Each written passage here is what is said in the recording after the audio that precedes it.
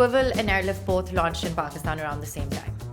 Right. And when that happened, you had two players with a lot of money. Both Right. wanted to throw the other one out of the country. Right. And in that process, suppliers were paid 3x at a time of what market rates were. Hi everyone, welcome to another episode of Scalable. Today we've got Maha Shahzad with us, who's the founder and CEO of BusCaro, a mobility startup that's trying to solve transportation issues for professionals and students. Thank you so much, Maha, for joining us. It's a pleasure to have you here. Thank you for having me. It's a pleasure. How have you been? I have been very well. I know that you and I have been trying to find a date to make this work for a long time, and I'm very happy that we. I think it took a few months, perhaps 3 months to get over this. 3 months? Yeah, right. So first of all, tell us a little bit about yourself. How has what has your journey been like? How did you get into the startup space in Pakistan? We'll talk a bit. We'll obviously talk about BusCaro, but first, let's hear more about Maha. So I accidentally ended up in the startup ecosystem back in 2013. At that time, Rocket Internet and Foodpanda is what had sort of come here, and just ended up taking a job with them. Fell in love with it, knew that is my true calling, went back to the US. And while I was here in Pakistan at that time, one of my biggest challenges was just getting to work and getting back. And I had a high-paying job, but I used to spend most of my money just commuting. Right. And so that was a problem I knew specifically for women was really there. And I used to complain about that a lot. Fast forward a couple of years later, and some colleagues from Foodpanda ended up at Careem. And Right. I get a message saying, you want to keep complaining or you want to come and do something Right. about it? And so I end up speaking to Careem, and joining that. Moved to Pakistan from New York at that time to take that with Careem. And then, got to be a part of that and solve that problem on a grand scale there. And then one of the things I realized is that this is still only solving for a very small percentage of the population, right? And mobility affects everyone. And so then Swvl came around. And I knew that could have massive impact, not just on the top 2%, but on every single one of us. And so I joined them. Worked with them initially as a consultant, and then went back, ended up running Islamabad, then Karachi. Eventually, I was running the B2C business in Pakistan until the time I was around. Right. And what was the most difficult part about running Swvl in Pakistan? I think that it was... Look, I don't think there was anything difficult about running Swvl in Pakistan, because I think Pakistan desperately needed something like Swvl. Right. Okay. I think that there are more generic challenges. I think that when Swvl was around and when I was there, we were living in a time where, it was easy money and it was very high burn businesses, and you either played that game or you got out because everyone else was playing that game, right? Got it. And so I think the challenge for me was there were multiple players, and since nobody else was thinking about unit economics, you either choose to think about it but have no customers and no Right. suppliers, or you give in and then you have inefficiencies in the business, right? And I think that's sort of been the dilemma for any type of business in that time span. Right.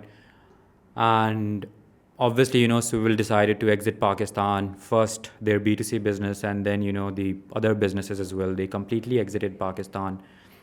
Perhaps earlier this year or towards the end of last year, if I remember correctly. B2C was last summer, and then November was B2B. November was B2B, right.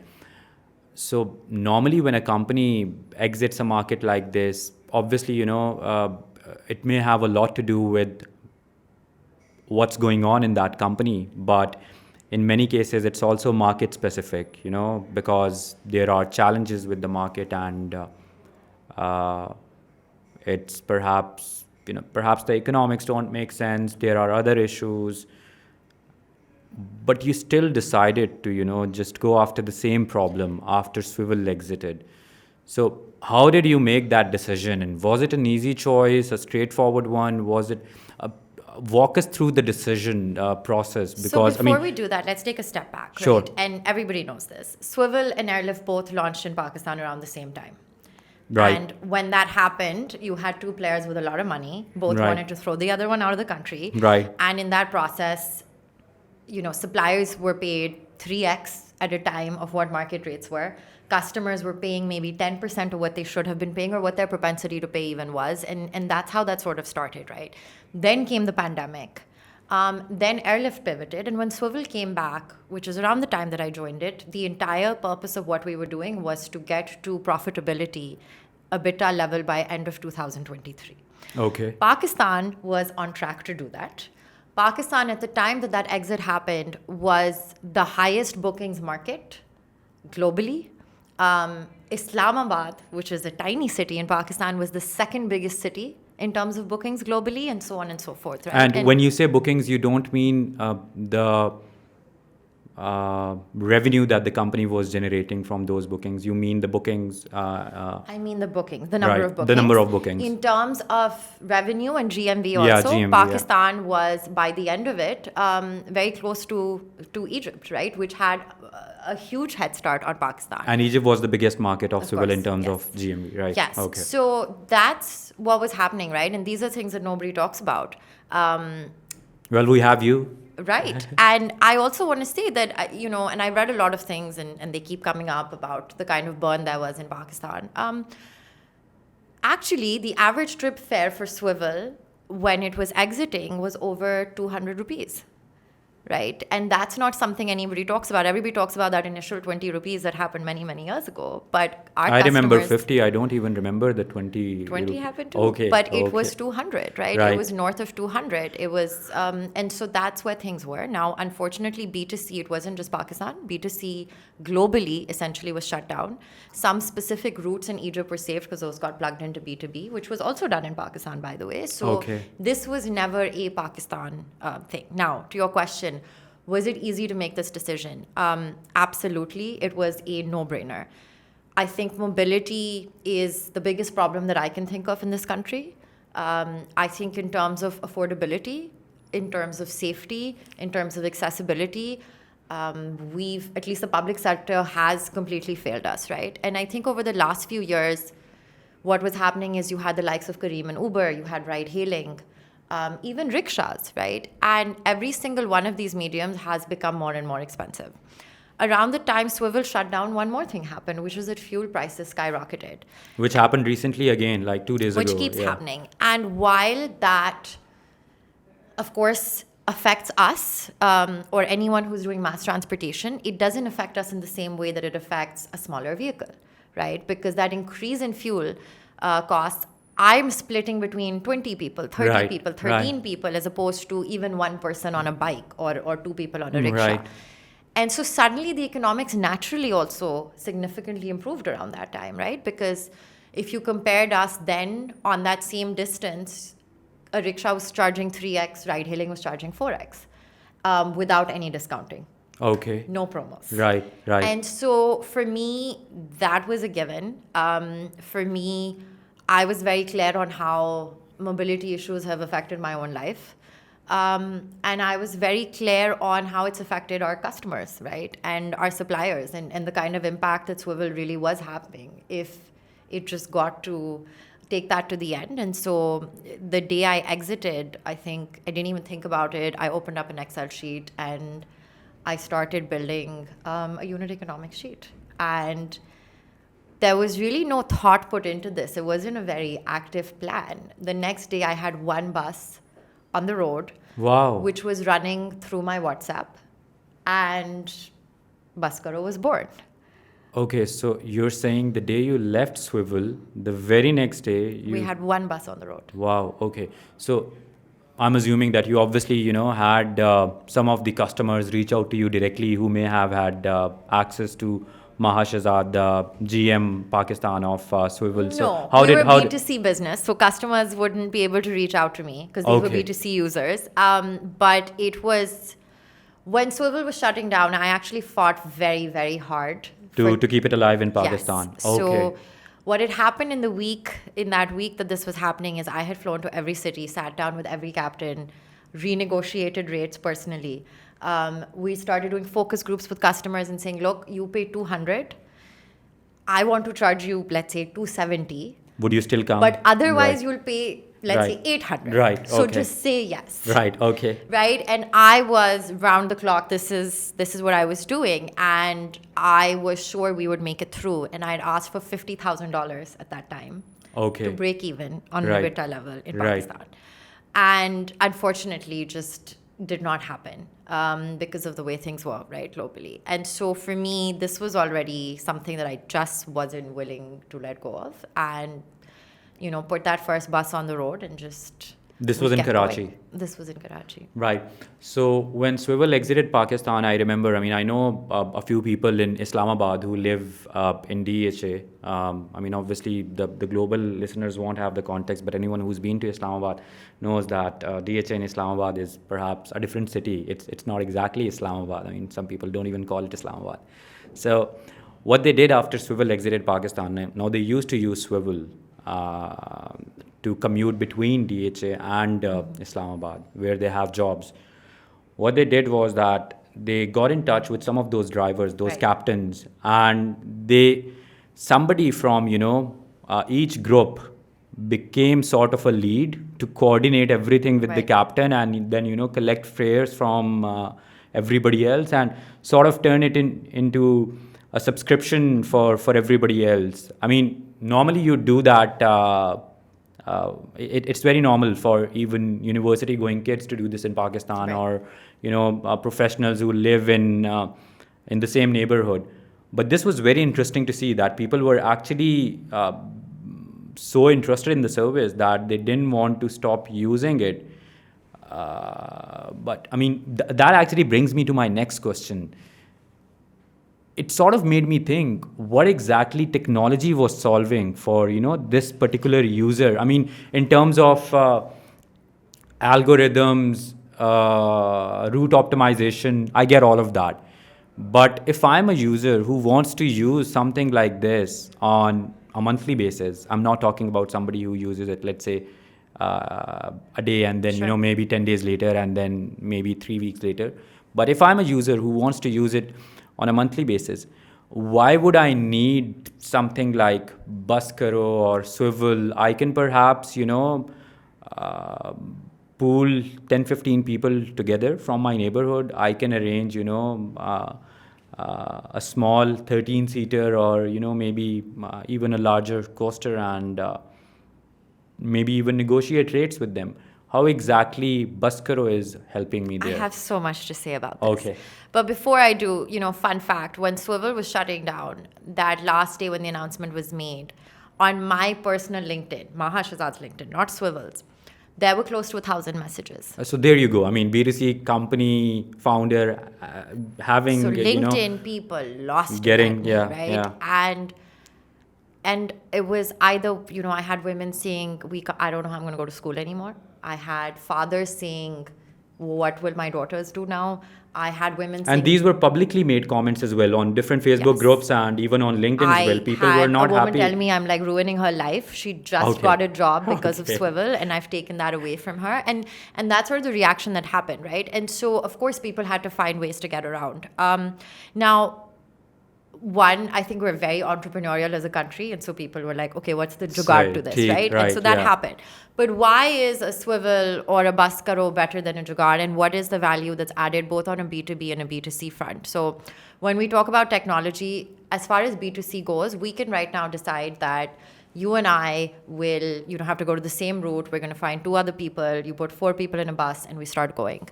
What ultimately starts to happen is, one, obviously, there's no security when we're doing this because we're not going to privately manage that for ourselves. Okay. 2, there's obviously the accessibility problem, which you can argue has nothing to do with technology, and that's great operations. But 3, where technology comes in is the reason that one of these companies can pay more to the supplier and charge less to a customer is because of managing utilizations. Okay. Now, if this one bus is you, me, and 2 other people, number one, you might want to go to work late tomorrow. I might want to go early. I might stay back late. You might stay early.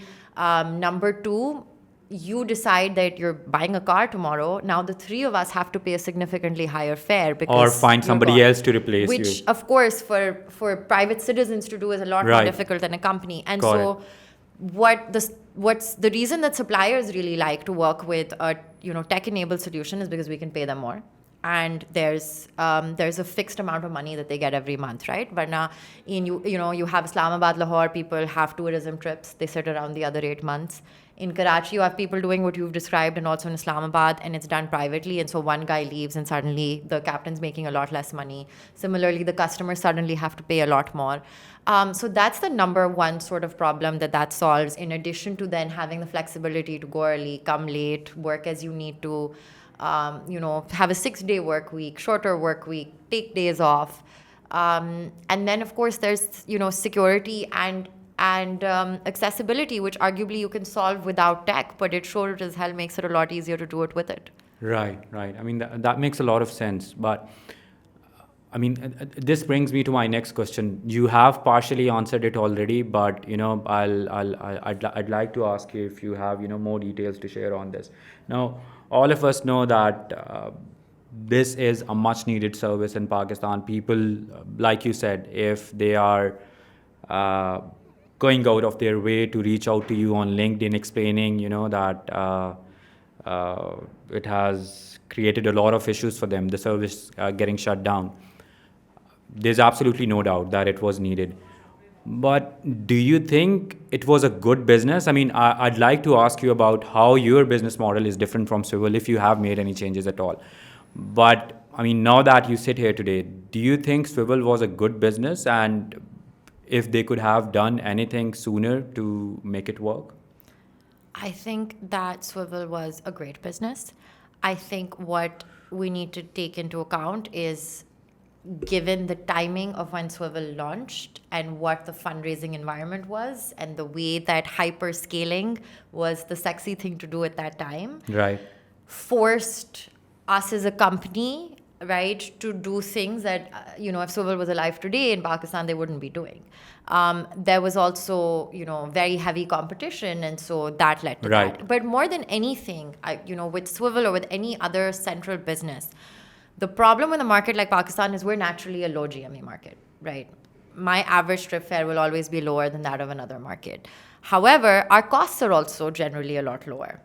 But when you take central costs into account, that changes that dynamic completely, right? And so when we look at EBITDA level burn for, say, any of these companies, what you'll find is that not the money we're spending on local salaries, but the money we spend on, say, central salaries is ridiculous, right? When you're converting rupees to dollars. Right. There's some tech that's required, but the level of tech you require in a market like the US is not the same as what you require in Pakistan. So now again, you're spending ridiculous sums of money that's being split between markets, and a low GME market like Pakistan needs something a lot more basic, right? And so on and so forth. And I think when you take those central costs out of the equation, and if, let's say, Swvl was a Swvl Pakistan business, I think that those numbers would be very, very significantly different. Right. So I think Airlift, had it stayed in the mobility space being run in Pakistan, had a very real shot at this, right? I think that there are tweaks to what was being done that were required, and I think that obviously comes with time and learning.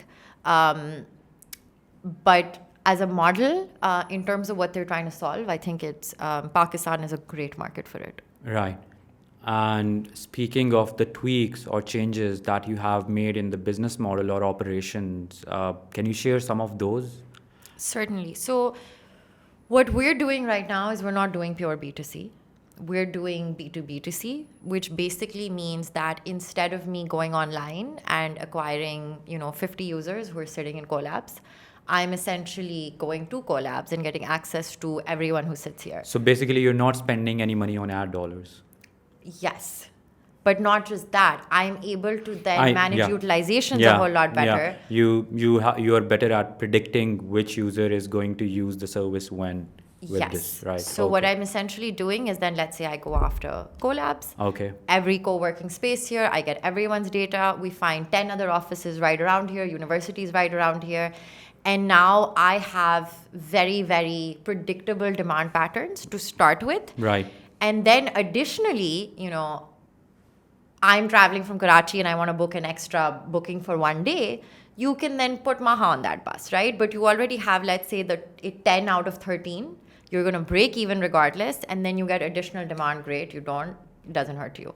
That's essentially what's happening there. And that way, look, the person that we want to solve for are students and professionals, right? That's your daily commute case. That's who's really struggling. And so that's how we're approaching it. So we're taking more of a B2B approach, which means you get rid of your customer acquisition cost, which we know has been ridiculous, Right. Historically.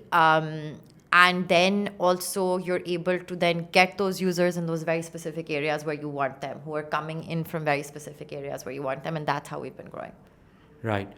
It has been what, over 8 months since you went live? Yes. November last year, right? So November last year is when our B2B was launched. We'd actually started what I'm discussing with you a couple of months before then. So it was around September that. So how is B2B different from B2B2C? You essentially onboard a company and then provide the solution to their Yes. workforce. So there's a couple of differences. So B2B would basically mean you have a company, you have 20 people, you're paying me, you're telling me when to run the buses, I run them. Right, okay. And I'm charging you per bus. So it's empty, it's full, I don't really care, right? When I'm doing B2B2C, I'm getting, you're buying the seats from me, or you're subsidizing the seats from me, or your employees would, in this case, be buying those seats from me. Right, And I'm okay. finding other people to be putting on those same Right, buses. okay.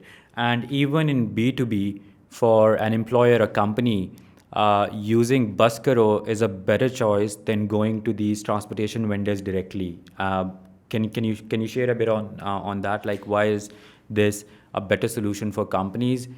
I mean, I get that they would perhaps be having a dashboard they could, access reports from and all those things. But apart from that, what's more? So our first B2B client in Lahore, and this was a client that used to previously be with Swvl. And when we took them on, I expected them to come on the same rates, and I was okay with that. Okay. And when I walked into this meeting, this gentleman said, you need to renegotiate the contract. I want to pay you an extra X%. Okay. And I'm like, why would you do that for me, right? I'm the Right. little new guy on the block. Right. I have no negotiation power. And I asked him point blank, and he said, Maha, it's very simple.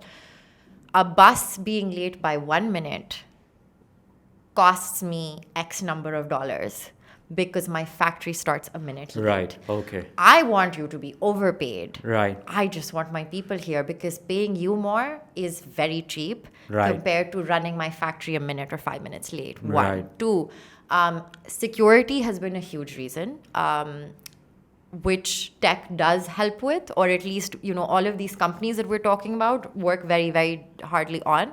And so I think there's that security element, which obviously nobody else is providing. There's the reliability aspect, which is super important. And we're going to generally be a little bit more expensive. But what happens over time is also because of those dashboards, because of the visibility that they have, because we'll actually charge what we said, because there's no issues happening, because you don't have, Maha's not going to come and threaten you tomorrow outside your office and start a strike. I'm also a lot easier to deal with, right? And so there's all of that. But also, there's a lot of optimizations that we are able to create because of technology, right? Which a local vendor would not be able to do. And so those are essentially the reasons that B2B clients work with us. Right. Who is BusCaro competing with today? That's an excellent question. And the answer to that is no one and everyone. Because when we talk about B2B, we're essentially competing with ride hailing, but also with private local vendors, with somebody who has one bus. Just to get this right, sorry to interrupt, but when you say ride hailing, Careem or Uber, whatever of it is left in Pakistan, or any other ride hailing provider, they do not really offer a mass transit solution to these companies, or do they? I'm not aware. I think that one, they kind of do, and two, even if they don't, they then offer cars, right? Where Right. we're saying we're cheaper. Why don't you use us? And Right, also, we're okay. also providing cars. And so there is an overlap. So BusCaro is also... I go to a client, I say, what do you need? And a lot of times what they'll say is, for my higher management, I want hatchbacks, then I want sedans, then I want AC buses, then I want non-AC buses. And so you have one client who wants every possible vehicle type, and we give that to them. Right. And why is that? I mean, if you keep honoring all these requests, would it not become a bit? I mean, as an organization, would you not become a bit too bloated in terms of the type of vehicles you have to handle, the kind of relationships you'd want to have in terms of these vendors? How does all of that work? Why is this a good decision So in your opinion? what you're saying, I think that's very, very easy for us to do operationally. Bear in mind, this is a team of people who are X cars, X buses, X bikes, X rickshaws. So they have all those This relationships is, in I place mean, we already. can do this with Right. our eyes closed, right? Right. And most of my team has been at multiple mobility startups before this. And so this is, until you said it, I didn't even think of this Okay. as a factor, I think. Right. But what we also don't want is to have a client who has to then, manage multiple people and then work with us, work with somebody else. And then there's also overlap, right? So you might have someone who Monday to Friday sits on the bus, but Saturdays when they're called in, they need a car. And so there's always going to be that. So we want to have a holistic solution for our clients, which is what we provide. And so we do a mix of vehicles. On the B2B front, there is there's obviously your local regular owns one bus or has a private mobility company, nothing to do with technology. So there's those guys. And then there's people just using their own transportation, right? Which we're saying, use us instead. And so it's a little bit of everything. In the case of, B2B2C, we have people who used to come through ride hailing, but now it's too expensive, use their own cars, but it's cheaper to just use us and more efficient. We have people who were taking a bike, a rickshaw, carpooling, doing what you had mentioned, where, 6 people got together and pulled in. And so it's very random. Right. Okay. Now, BusCaro or any player that used to exist in this space, they would solve for maybe B2C, if I may call it that, from point B to C, but the A and D, or the A or Z, has to be figured out by the user. What are you trying to do for that? So for example, if I want to go to my office, workplace, I'd have to get to a point nearby my home. Maybe it's 5 minutes of walk, 10 minutes of walk, or whatever, or maybe 5 minutes of a rickshaw ride or a bike ride, and then from wherever the bus would drop me, it would be another 5-10 minutes of a walk or maybe a rickshaw ride.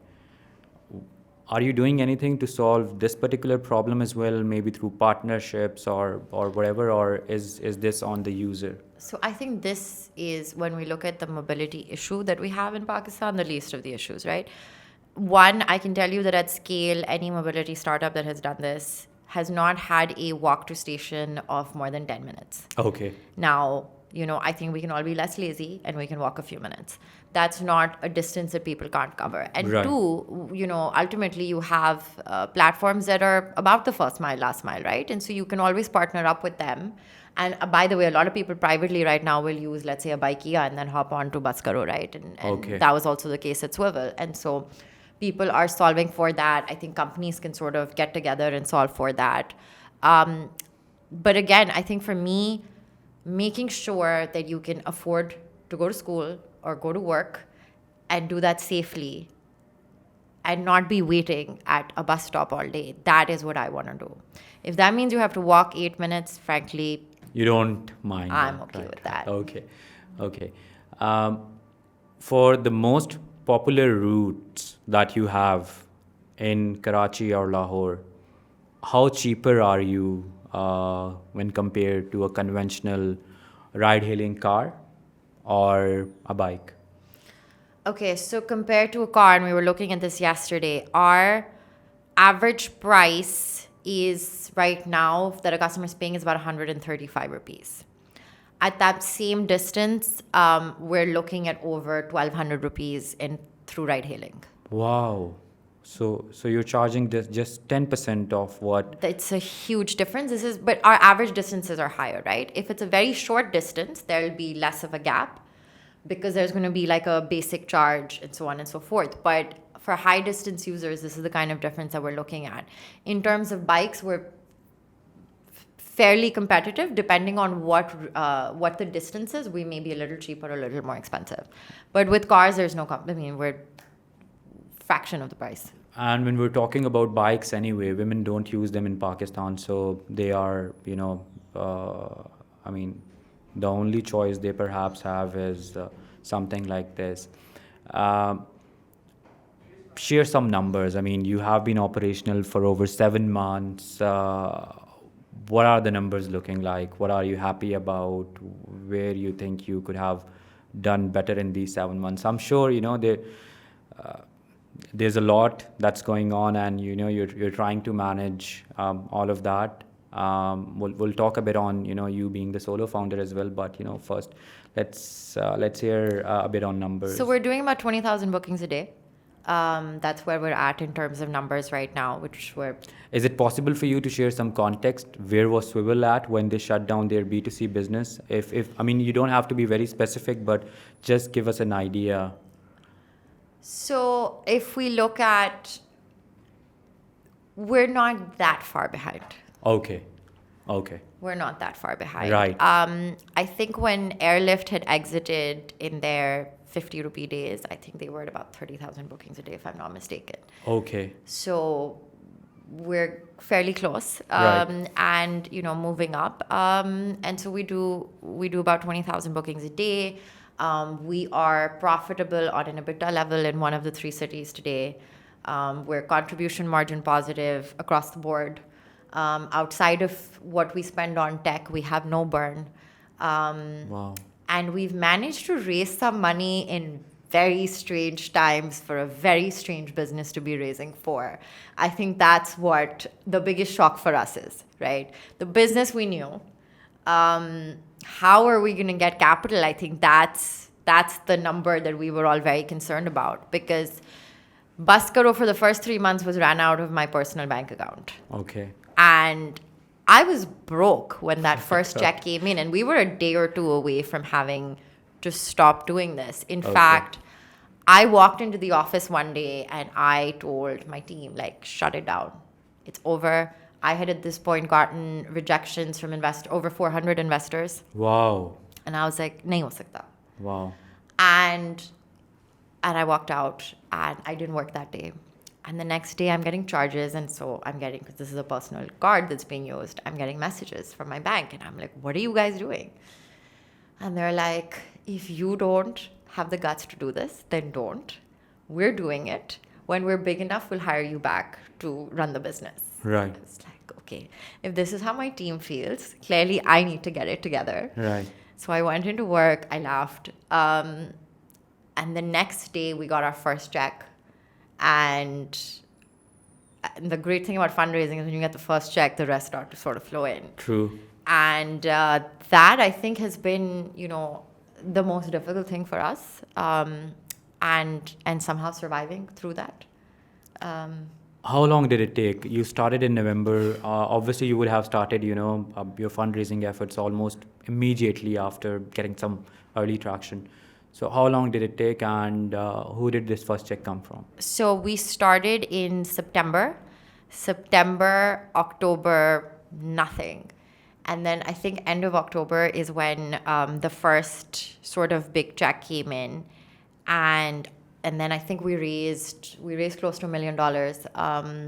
Of which you announced, I think, 500,000, if I remember correctly. Yes. So in November, we'd raised 500,000. Right. And then we started our B2B business. And so we needed money for working capital. And then December, January, we raised some more funds.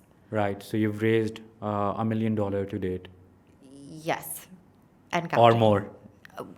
Let's say $1 million. Okay.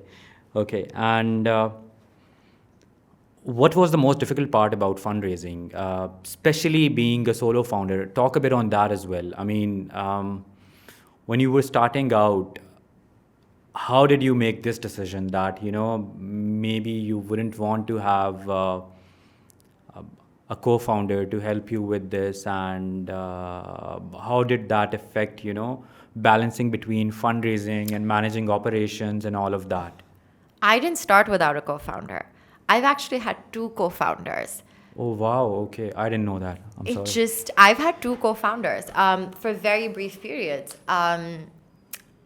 I want to say they got scared off and I didn't. Right. Because I think it was just everyone was telling us not to do it, right? We've obviously been in this community for a very long time. So each investor is calling us also as a friend to say, kya kar rahe ho bhai? Pagal ho gao. Right. And I would just all day be getting calls from people who are investors and are very close friends of mine. And they're like begging me to stop doing this. I've had angel investors like show up at my doorstep. It's been like an intervention where it's been like, Maha, what are you doing? Right? Okay. And while this is happening, I'm like, let's go. And, the first person I started with, obviously, for him, and he's a great mobility expert, I think he just needed more sort of security with where he was in life. The second one, same thing. And then I said, forget it, I'm doing this on my own.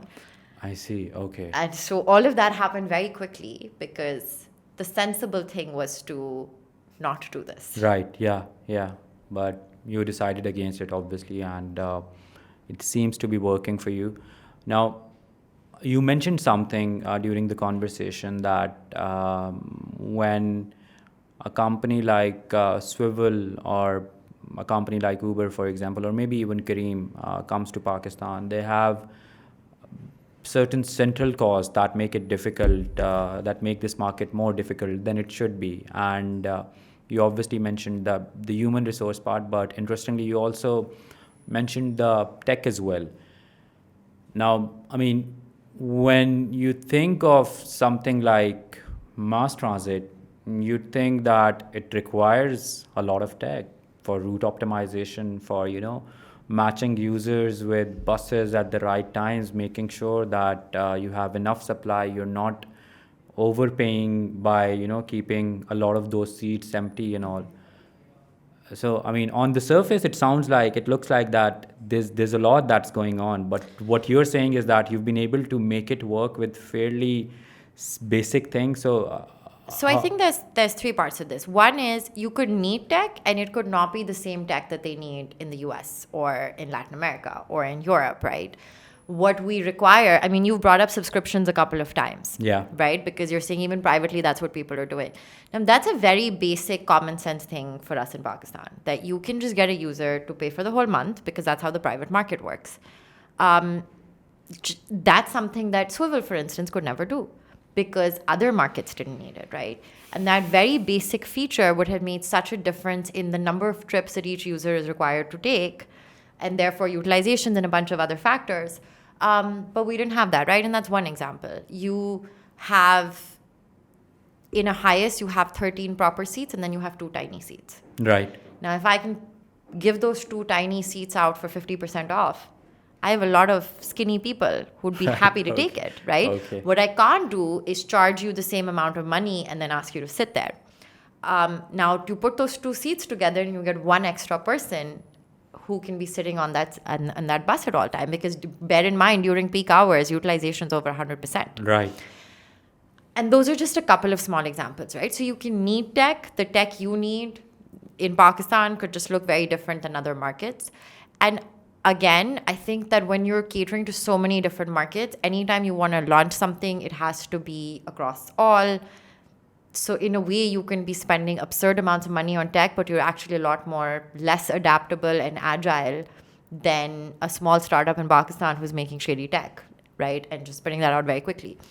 In addition to that, I think that there's a lot of technology that you may not need at that stage, right? Or you can build later, depending on where the market's at, depending on where the business is at, what scale you're at.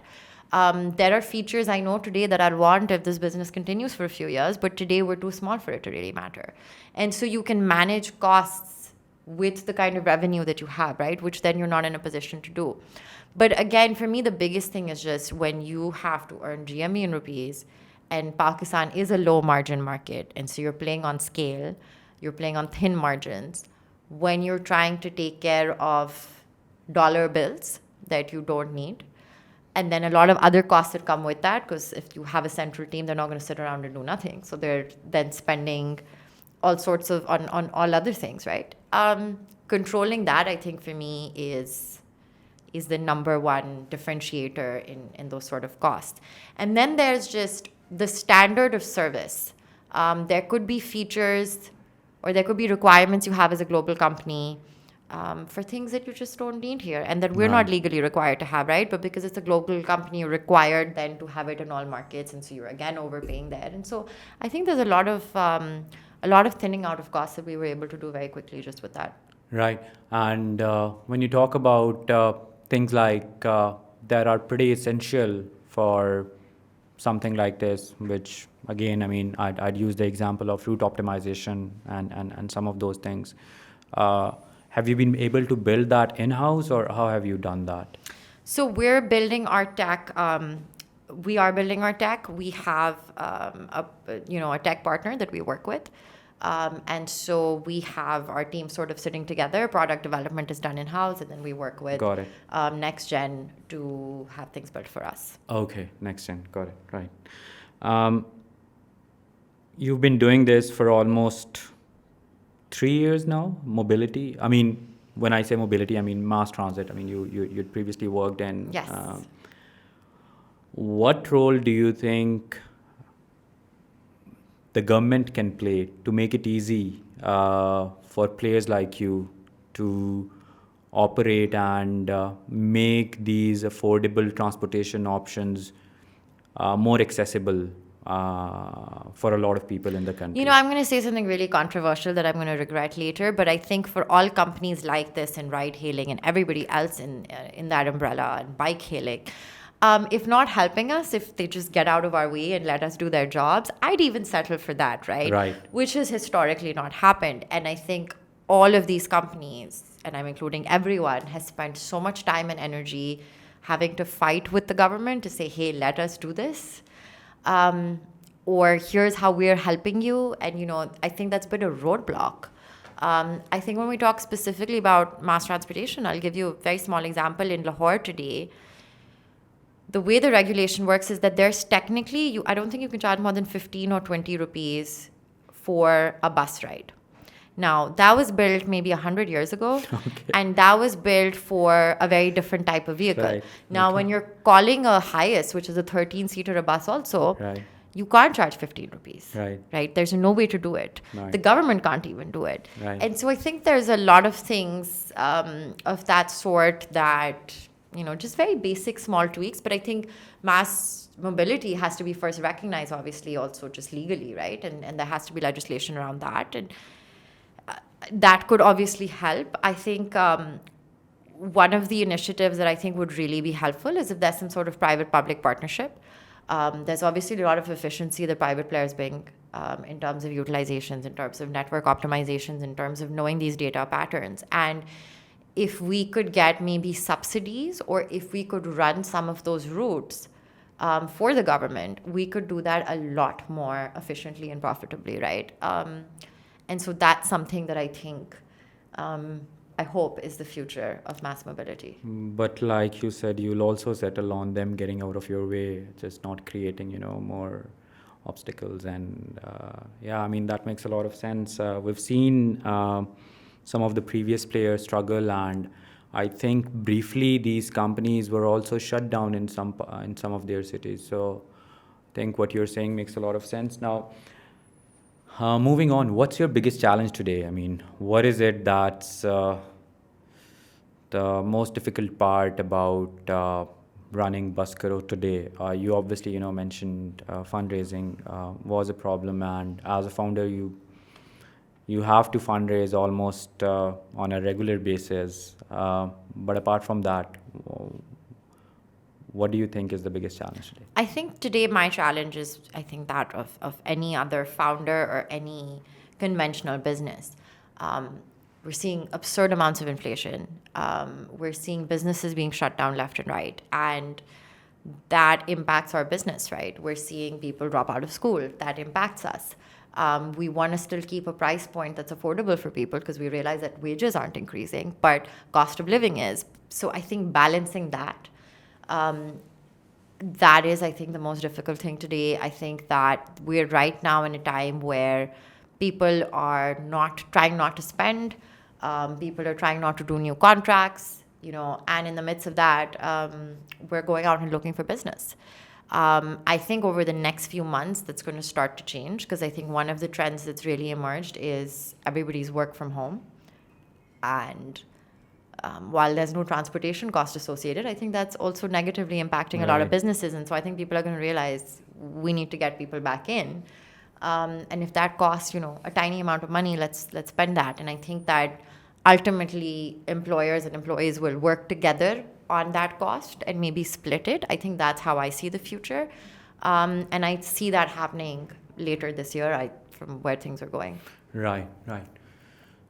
One of the things that I keep hearing about mass transit businesses, I mean, there are not many, but the ones that we've seen in the region, is that their model is primarily different from Uber or Careem, because they technically rent these buses on a monthly basis and then, sell seats in them. So it's more of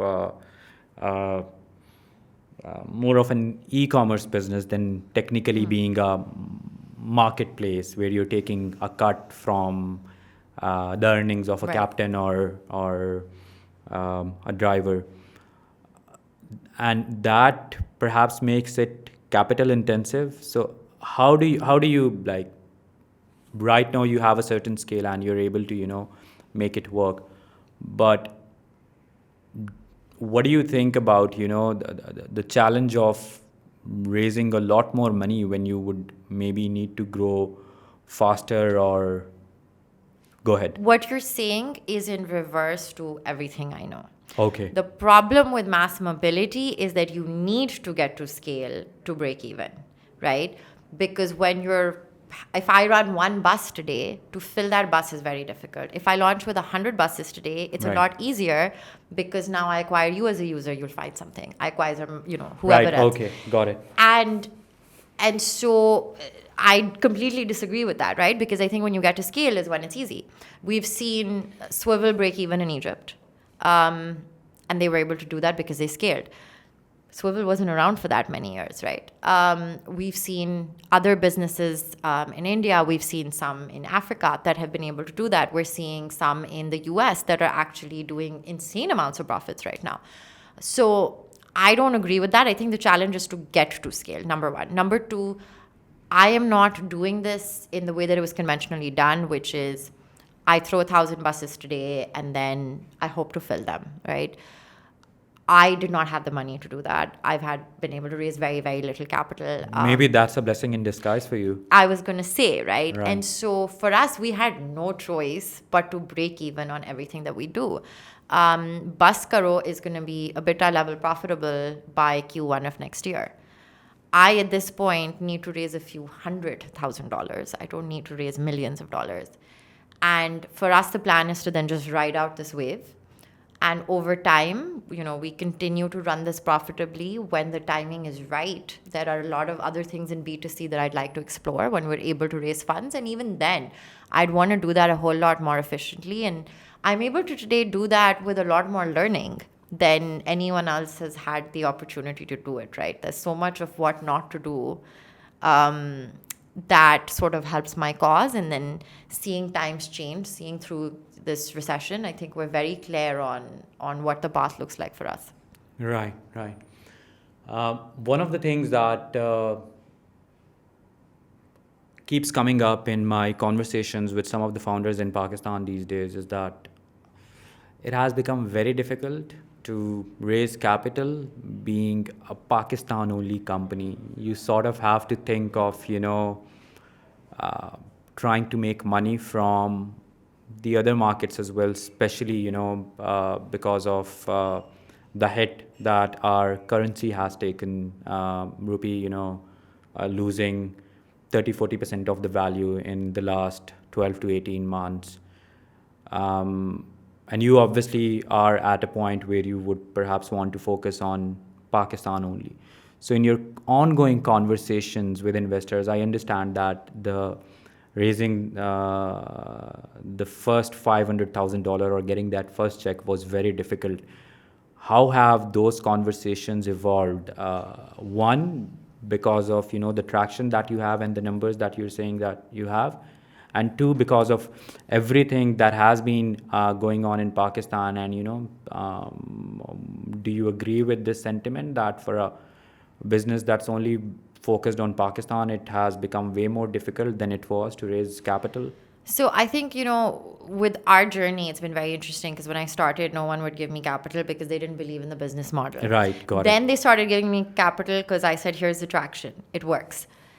And then Pakistan's, Okay. Right, yeah. and then all of a sudden it was like, oh no, okay, no, now we like the model. But we have a Can problem you do with it the somewhere model. else? Right, okay. And I'm like, okay, first you liked Pakistan, you didn't like the model, so I proved the model. Now you like the model, you want me to launch it somewhere else.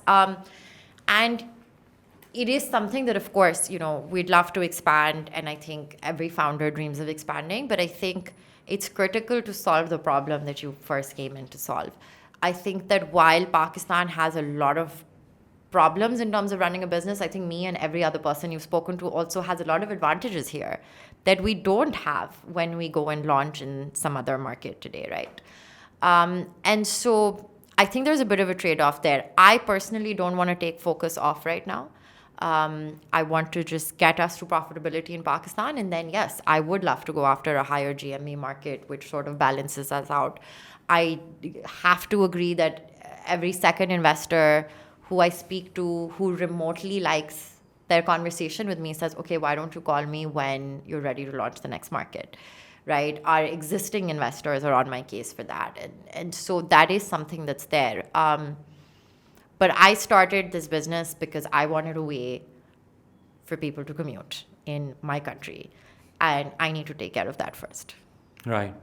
Yeah. I mean, obviously, I personally think that, I'm not sure if you'd agree, but I personally think that one of the reasons Swvl could not do well as a business was also because of scaling to a lot of markets way earlier than they should have. And that's also the function of how the markets were back then, because Absolutely. like as you pointed out, everybody was chasing growth, and for that you'd obviously have to launch multiple markets, and they did that. So like you said, you've learned a lot from the mistakes made by Swvl, and also the mistakes perhaps made by you while you were at Swvl. So And I think it's not just Swvl. I think everyone has made mistakes. obviously, absolutely, A lot of them have gotten away with it. Yeah. But a lot of mistakes have been made. But I think there are times when you can afford to make mistakes. There are Right, times when yeah, you can't. And right yeah. now, we just can't afford that sort of risk. And I think there's so many problems locally that we need to solve for, regardless of which founder you're speaking to, that right now to work on an expansion plan It does not and make then sense. to burn Right. money till you Right. get that market over, it just doesn't make sense to me. Right. Which part of it do you enjoy the most, building a company? What part of it do I enjoy the most? I think the impact that it just has on people, I think that for me is what makes it worth it. Everything that I've done, all of my lost nights, my, moving to Pakistan, which for anyone who's moved from abroad and been here in these recent years has been a difficult thing to do. I think what makes it worth it is I see people's lives being impacted by us, and I see what we do for that, right? And whether that was Kareem or that was Swvl or that's at BusCaro today.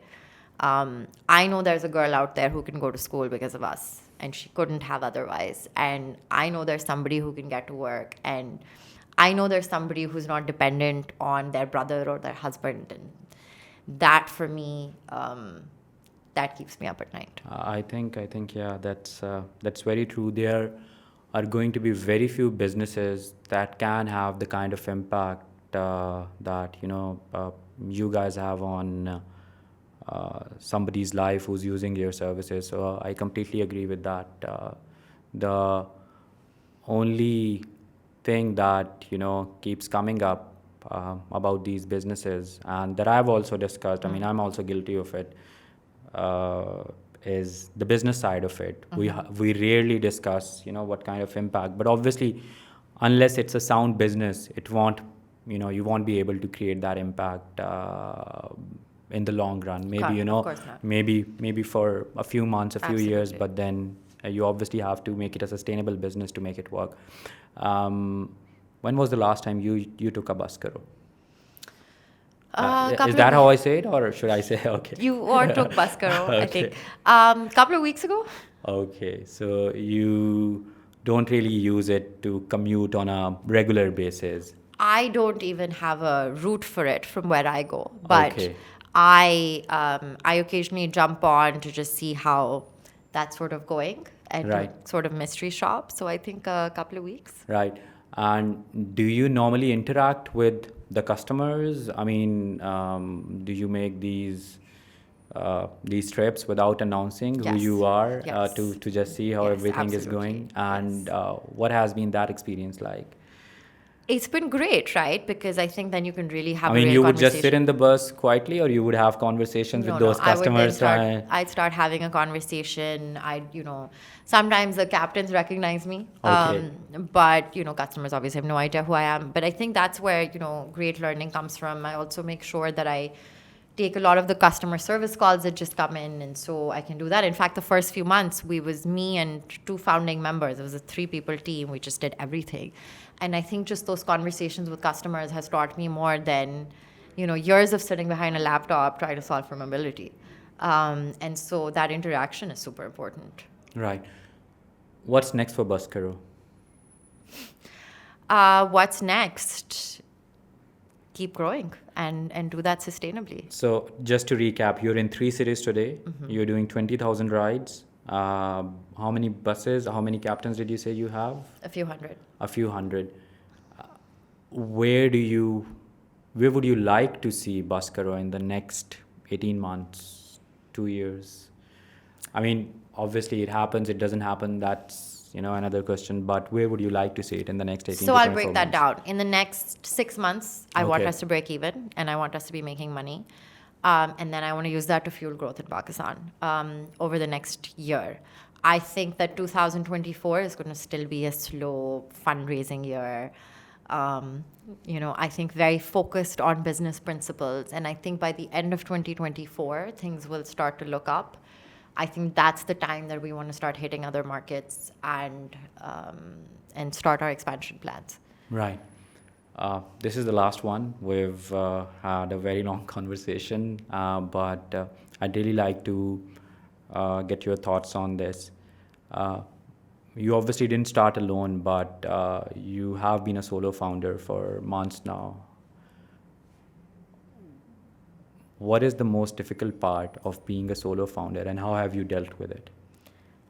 Look, I was running Swvl's Pakistan business at that time, right? And so I was, to me, a solo founder then, Okay. right? And then Okay. I was just a solo. So I mean, I don't know any other way because I've never founded anything before, so I've never had a co-founder, right? I've always been one person, Right. and that's all I know. I think the advantage I have is that I can make decisions a lot more quickly. The disadvantage, of course, is that I have, more than anything, I think like emotional support of just having somebody to share the difficulty of the day with. I think that's what I would probably miss the most. But I think ultimately for me, it doesn't feel like much of a gap because we have about 50 people in the team and more than 40 of them I've worked with in the past. Oh, wow. Okay. And out of, Are most of these from Swvl, or Swvl, Food Panda, Kareem, Right, Cheete, okay. you name it. And I think with a lot of my leadership team, I've worked with some people 5 times at 5 different companies, right? And a lot of them have been 4 or 5 times. And so my founding members are literally all co-founders. And so for me, I feel like I have a lot of them. I think that there's been a lot of support that I've had. I think that those relationships are already there. We already know each other. We know who's going to do right, who's going to do wrong, who needs support when, where. And so these are all people who've, been family to me. And so there's that. Right. I said this was going to be the last one, but I promise this one is. Um, which startup in Pakistan, obviously apart from BusCaro, are you really bullish on? Um, You'd have to pick one. I have to. That's tough. I'm friends with too many founders. Look, I still have a lot of hope in the ecosystem in general, and I think that so many people have managed to really turn things around and survive through very tough times right now. And I think there's going to be a lot of startups worth being bullish So you on. won't name a name? No. Okay, right. I will not. Thank you so much, Maha, for joining us. It was a pleasure having you. I really enjoyed the conversation, and I hope it answered some of the questions that people like me had about economics, about economics of a business like this. It's really good to know that BusCaro is doing well as a business. And I have obviously- one request. Sure. Before you write the next article on mass transportation and ruin our lives again, you are going to visit my office, you're going to sit down with the team, and we're going to show you unit economics. And Okay. then you will write. But That's our deal. Okay. Thank you so much, everyone, for joining us today.